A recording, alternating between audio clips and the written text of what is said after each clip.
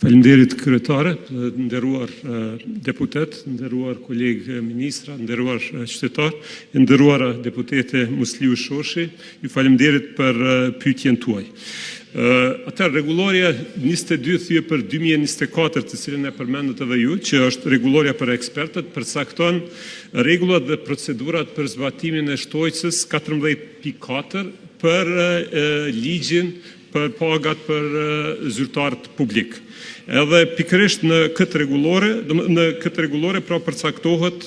mënyra edhe procedurat se si ekspertët të cilët janë përgjegjës për sistemet shtetërore të informacionit dhe komunikimit me rëndësi strategjike kategorizohen në këtë nivel të ekspertëve. Rregulloria parashet që institucionet që vlerësojnë se kanë sisteme shtetërore të informacionit dhe komunikimit me rëndësi strategjike duhet të bëjnë kërkesë pranë ZK-ave, pra zyrtarëve kryesor administrativ të tyre dhe të dëshmojnë se kanë në pronësi, menaxhojnë ose administrojnë sistemet e tilla, si dhe të paraqesin dokumentacion që lidh pozitat e zyrtarëve përgjegjës me këto sisteme. Komisioni për vlerësimin e sistemeve të informacionit dhe komunikimit me rëndësi strategjike, pra është një komision i ekspertëve që është themelu në bazë të rregullores, i ka shqyrtu kërkesat prej të gjitha institucioneve lidhur me pretendimet e tyre se a kanë sisteme shtetërore me rëndësi strategjike, pra sisteme shtetërore të informacionit edhe të komunikimit. Prej 93 kërkesave që kanë marrë për institucioneve të ndryshme, 23 prej tyre lidhen edhe me komunat e Kosovës.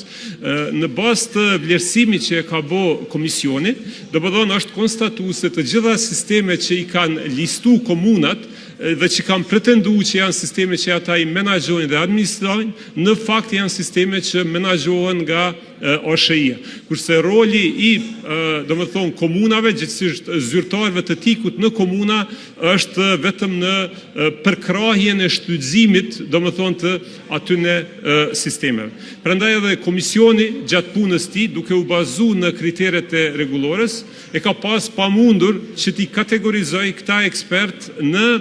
listën e ekspertëve sipas shtojcës 14.4, për shkak të faktit thjesht se nuk janë plotësuar kriteret që përcaktohen në ligj edhe në rregullore. Këtu dua të ceki se fakti që këta